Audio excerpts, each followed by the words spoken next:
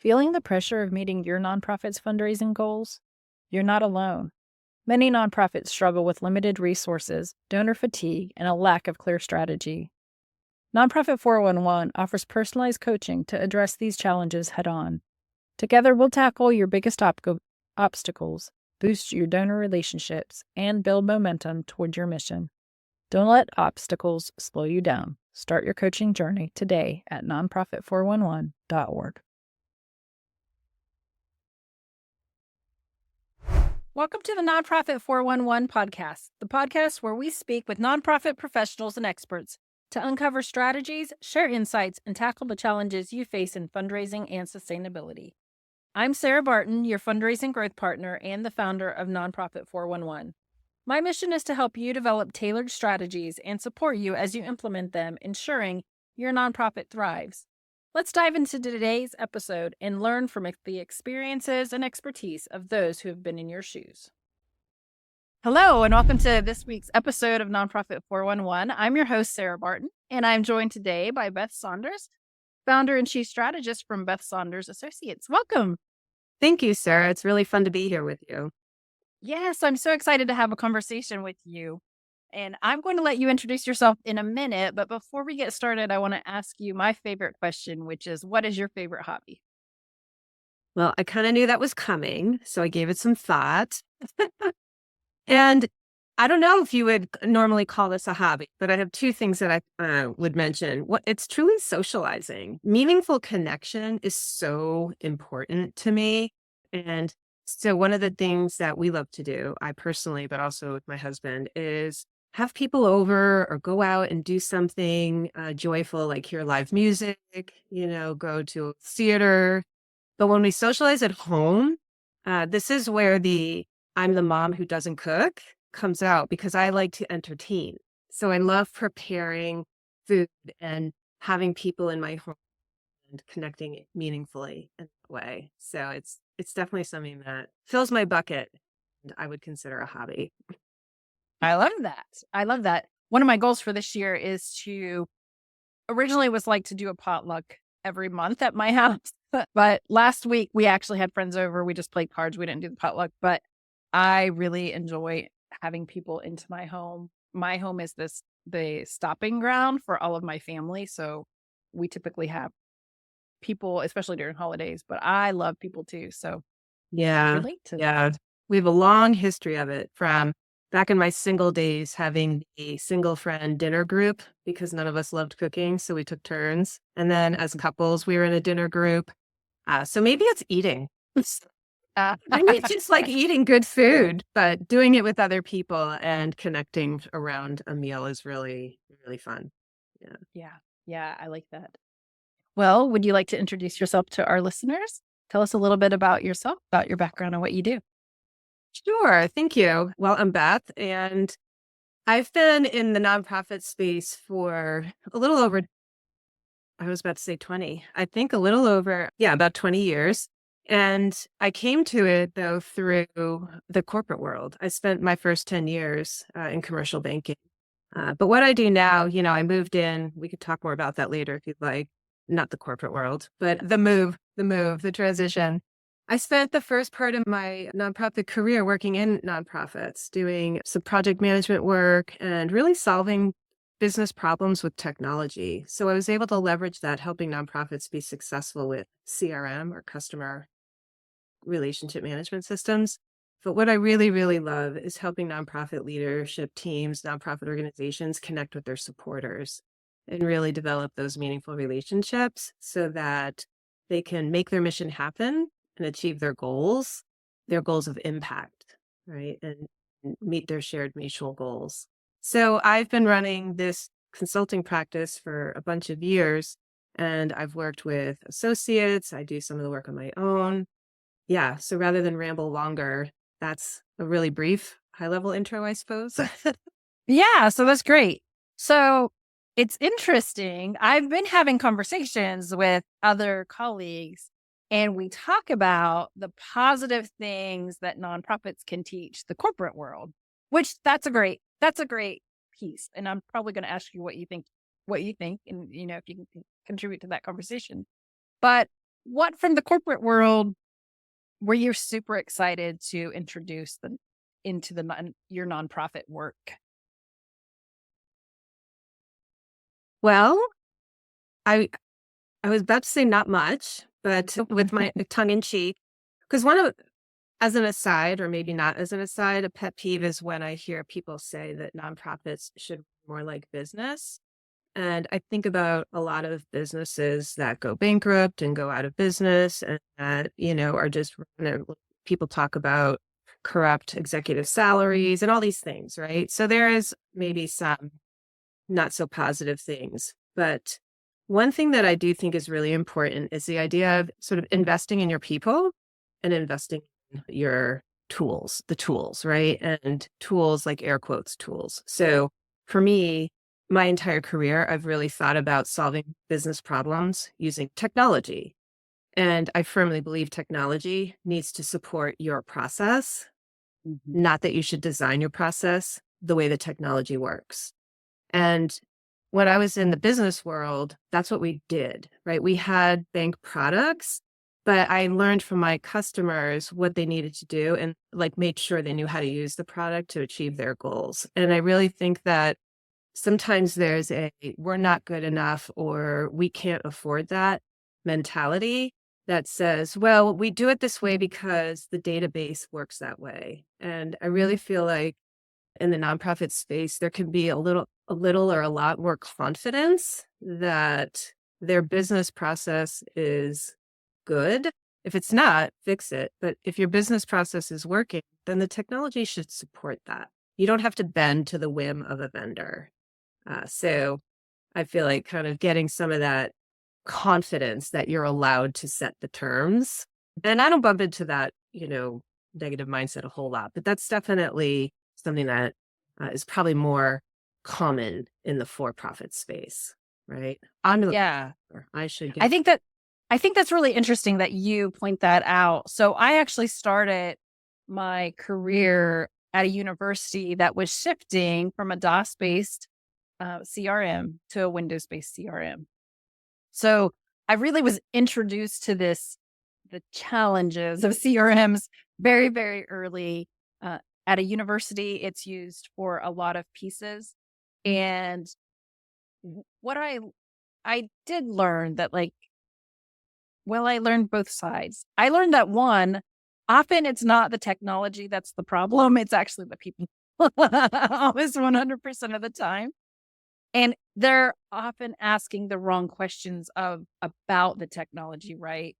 Instead of asking, what does it do? You say, how do we do? Right. And that shift in the question to how do we do this gets different answers.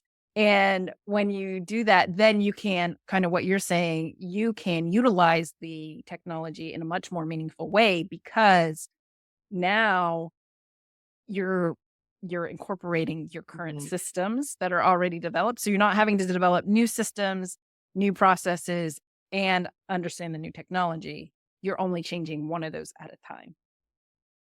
You just hit several hot buttons for me in that, Sarah. So one of them is the questions people ask, either when they're looking for new systems or adopting a new system. And it's really not their fault, right? Like the user of the technology knows how to ask questions based on their role. And what I've found and why I think I was able to help so many organizations in the early part of my career is that the nonprofit teams are the business user and the systems provider is the technology user. And often I would hear them say the same words and I could tell instantly that they understood something different. Yeah. So there's this disconnect. And early in my career, I had this tagline, connecting the dots. And the dots could be the conversation. Like I'd say, no, software vendor, what I believe Sarah is talking about is this, right? And you heard this other thing. So let's connect this conversation to be about the same thing. So I was a lot of a translator, right? And a connector in that. But sometimes the dots were actually internal in the nonprofit, in the organization itself, that the fundraising team was speaking one language and the program team was speaking a different language.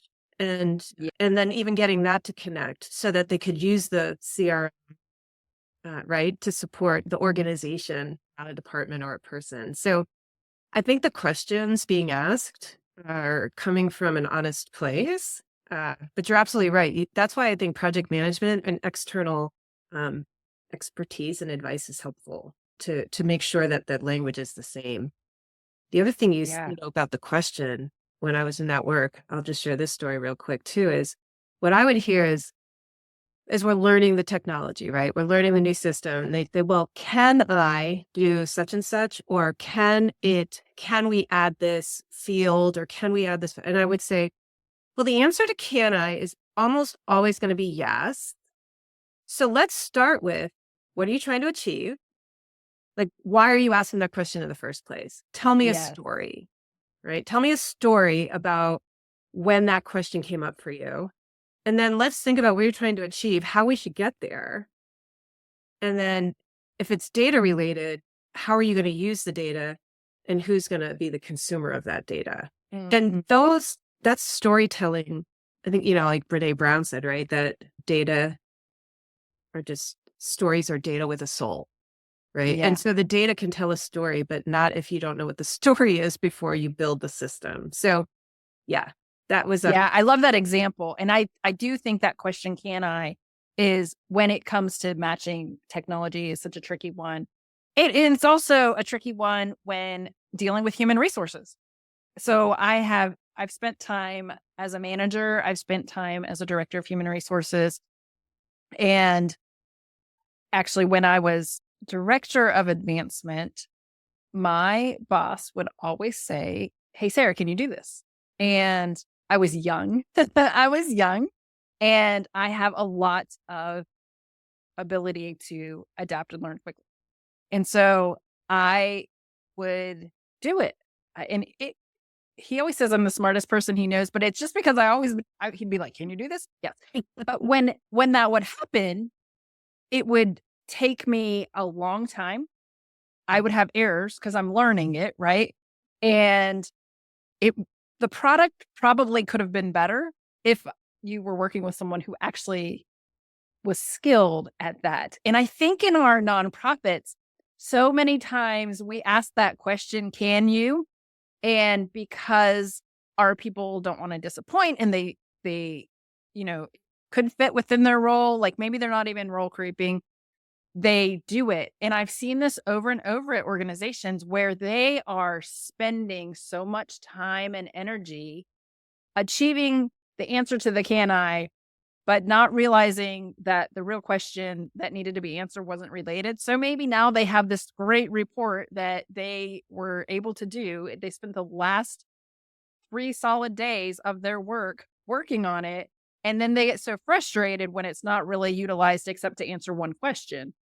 And so, that question is one that I think is something we should all be very careful about asking and really think about that source. Like, what is the source of this story or this data need, particularly when it comes to data, because I'm a data geek. And I know you're right.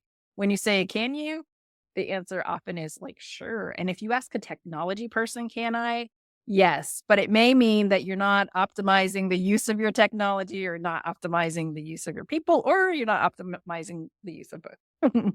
Yeah. Yeah. If you ask, well, my developer friends, I love you, but if you ask a developer, can I? Sometimes that's how you end up with these like spaghetti bowl of data systems, Yeah. right? Like behind the scenes or, duct tape and paper clips. Cause every time someone said, can I, you just added a thing. And every time you just add a thing, it just builds this teetering tower that is going to break someday.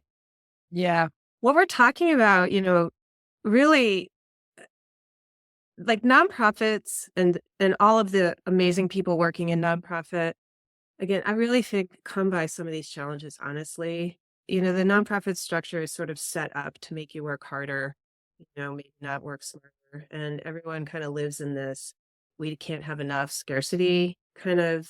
And so the thing is there's tons of talent and tons of expertise out there. And the reason that people end up kind of just scrambling or doing the thing without getting away from can I is the way the system is set up. And that's why I actually came up with Map, Move, Measure. But one thing I think is important is to remember why, right? Just like we said, why are you asking that question instead of can I? Tell me what you were trying to achieve. As an organization, if as an organization, they can have a practice of always remembering why they're doing this mission work, right? Because the mission is the work.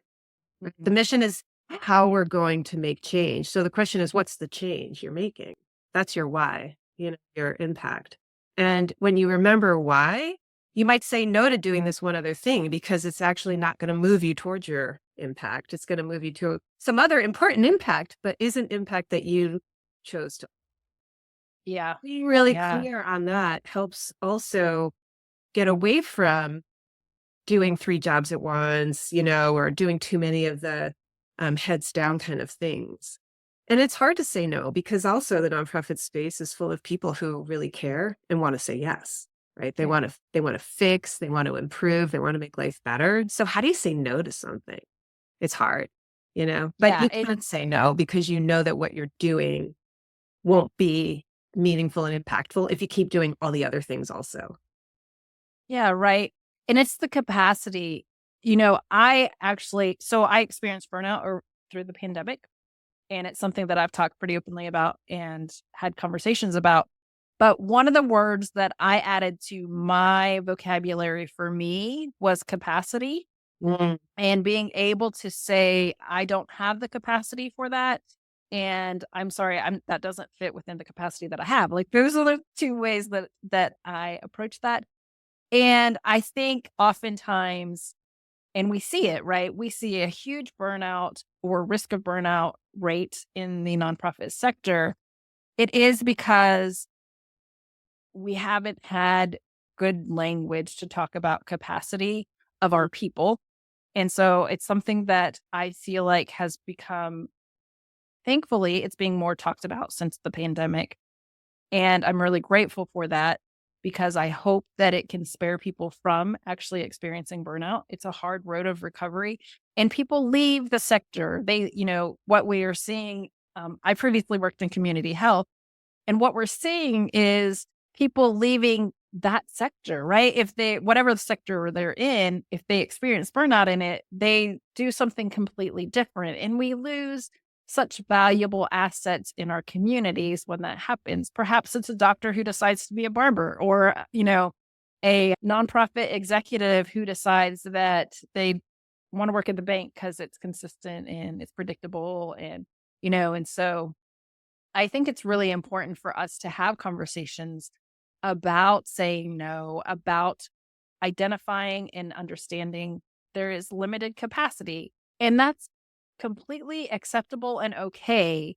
We are still accomplishing good within our capacity. We can't solve all of the problem, but the problem will still be there tomorrow, and we'll continue to work towards the solution.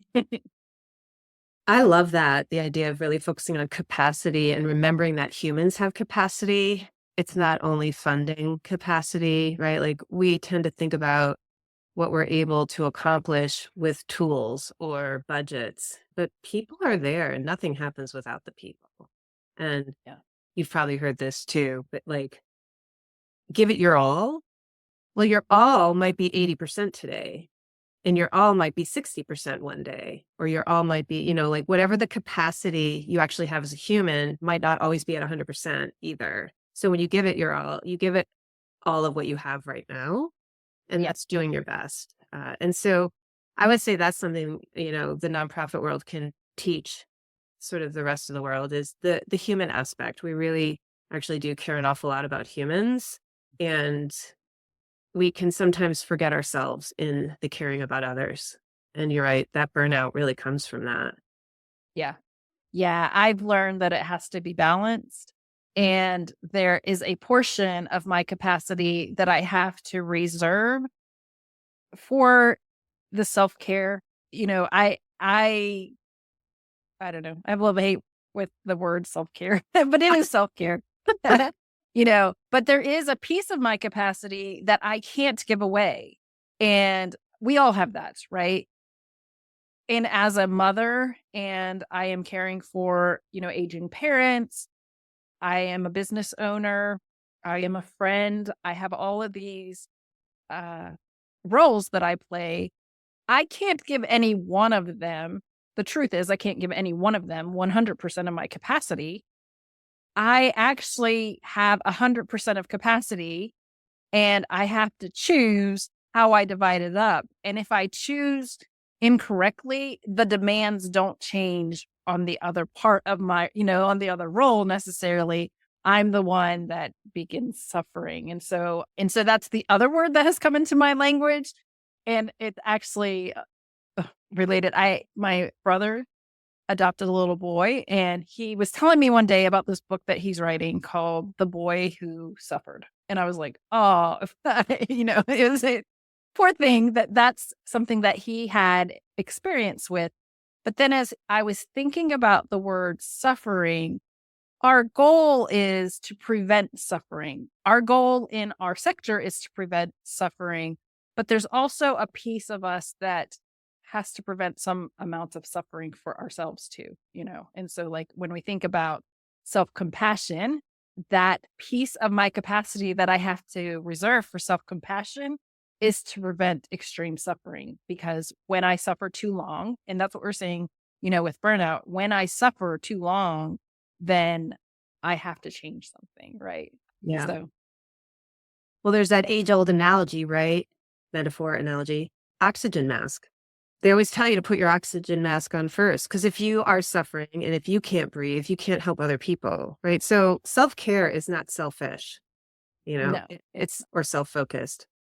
What you're talking about too, I don't know, I'm sort of forever amazed that how we talk about human, like our personal relationships, is really how I think that the nonprofit organization moves through the world as well. Because the way a nonprofit organization, which doesn't actually do anything, right? The people in the nonprofit do. So I always struggle with, do I talk about the organization or the leadership team or the staff, right? But nonprofit superheroes.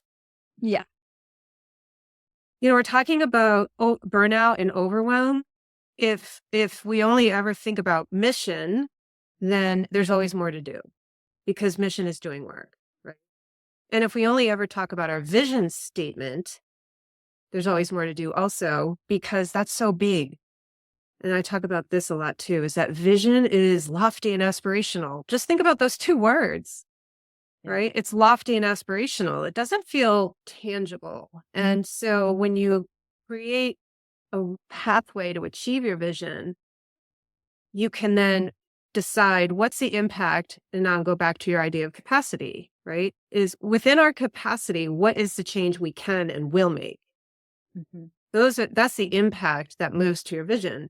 And so if everything is big, right, then you feel like you're carrying the weight of the world.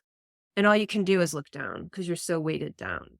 And then you're only focusing on your mission work, which, by the way, is not a bad idea. It's just that if it's all you're doing, you will constantly feel burdened and constantly have a ton to do. And you may end up doing things that don't move you toward your goals. Mm-hmm. So breaking your vision down to more tangible impact statements and outcomes, I think really helps lift up and reduce. It may sound crazy, but articulating a series of goals could help reduce burnout potential because you know exactly where you're heading, right? Yeah. It's more motivating. So it works personally as well. You never just start with the huge giant goal. You have to figure out, what do I have to achieve along the way? And it makes everything more manageable, right? And measurable, really. It really makes it so much more measurable because now, and I see this in like community health. So having come from that sector, it's really hard if we're just measuring the impact we're having on hypertension by the number of Americans who have hypertension. It's really difficult to see progress. But when we break it down and maybe we go to a community health organization and we're looking at very specific measurements within hypertension, perhaps it's, people being controlled with medication, number of people controlled without medication. We have smaller increments that we can look at and we can actually achieve and make progress towards, because now we know exactly what the outcome that we're looking for is. And it's much more reasonable, especially when we think about humans, because there's so many variables in a human. And so this narrows it way down. So I really like what you're saying about, helping having goals doesn't make it feel loftier. It actually makes it feel more manageable. And I think it's much more measurable to see success, which builds us up and encourages us when we see. Right. Which comes full circle back to that data and technology we started talking about. You need to track data in order to measure, right? If you don't track it, you can't measure it. But you have to know why you're doing it, or you'll track it in a way that you can't actually measure it. So it's all intertwined. You really can't have strategy and big outcomes without complete and accurate data that is structured to help you meet your goals. If it's just sort of all thrown in there the way the technology told you to do it, it may not get you where you're trying to go. So it's all connected. Yeah. It is. And I think I think what you do, what I do is so meaningful, because it can be it's such a blessing to have someone just come in and help see some of these things and very easily identify some of the points that we miss sometimes when we're in the middle of the organization and the processes and the systems, right? It's really helpful for that third set of eyes, or the second set of eyes, depending on how many people are coming in. And I love it in my own business when I get other ideas from outside individuals, with them saying, well, I had that problem and here's what I did. It's so helpful to have someone help you break it down, because even when you break it down yourself, sometimes you have really still made very unachievable goals and expectations of Yeah. your own organization. I mean, you can't see it if you're in it, right? When you're in it, you can't see it the right way. And then also, like you, I'm sure, right? We approach our work, and I never have said to somebody, a client, I've never said, I know this better than you. I always say, you know what you're doing way better than I do, right? But here, I know different things. And I've worked with many organizations, and right now you're inside of one. So, like, to your point, we bring perspective and experience and a different set of expertise, right? So, like, they have all the expertise. Like, I know you know what you're doing. However, if you're talking to me, it's because you need someone on the outside, right? That can bring, having worked with 20, 30, 100, however many other organizations and seen the same question many times, right? But also, I'm on the outside, and it's easier to see when you're on the outside. But yeah, the expertise is on the inside, and the experience can come from others, and just having a totally different perspective on, I do a lot of reframing and bringing a new framework so they can think about what they're doing in a way they never have before. And yeah, it's kind of fun, right? We were talking earlier, right? We partner because we in order to be successful in helping them be successful, we have to both, right? The nonprofit and us, the partners and the consultants need to partner and combine our expertise. So I can't do what I do without the expertise that is going on. I'm so in of the amount of passion and the amount of true positive change that's happening. It really fills my bucket to see that in the nonprofit space. I love it. I love that too. And you're right. Like, I definitely can't do the work that they're doing because I've never done it, and they do such amazing work.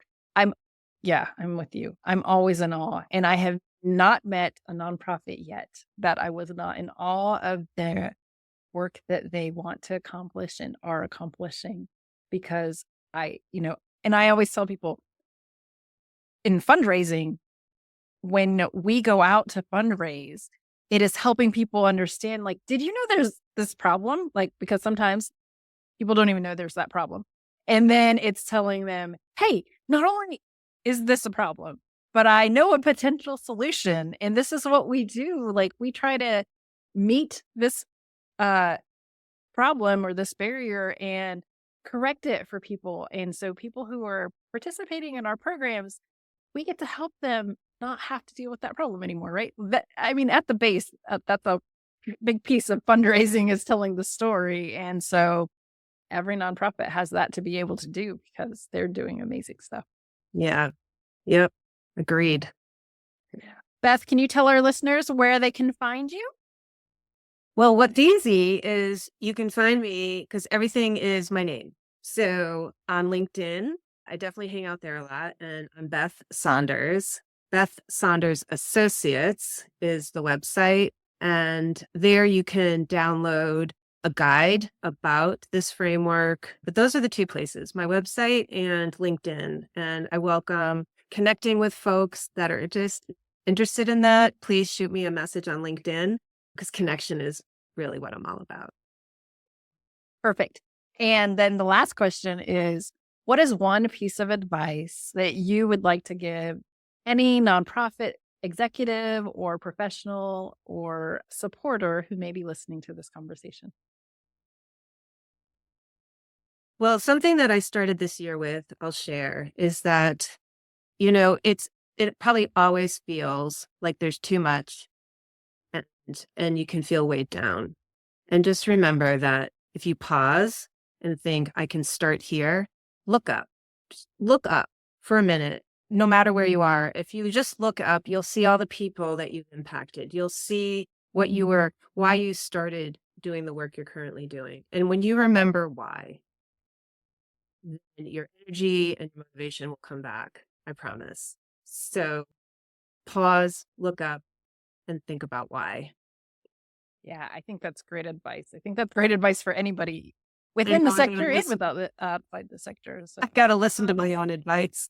yes, I know. I'll just share with you because it came to mind. One of the things that I was actually just telling someone today is that I've learned that doing something outside of my office at lunchtime, like that makes me feel human. And so it's like the pausing is like, what makes you feel human? And so going outside my office for lunch is a great one. That is a good one. Fresh Well, air. thank you. Yes. Thank you so much for this conversation. I really enjoyed it. And I hope our listeners really enjoy it. And for all of you listeners, I want to thank you for tuning in again this week. We value it if you can like and subscribe or if you can share this with your colleagues. Thank you and have a great week. Bye. That's a wrap for today's episode of Nonprofit 411. I hope our discussion with nonprofit professionals and experts gave you actionable ideas to take your fundraising efforts to the next level. At Nonprofit 411, I partner with leaders like you to develop strategies and guide you through implementation. Visit nonprofit411.org to learn more, and let's take the first step together. See you next time.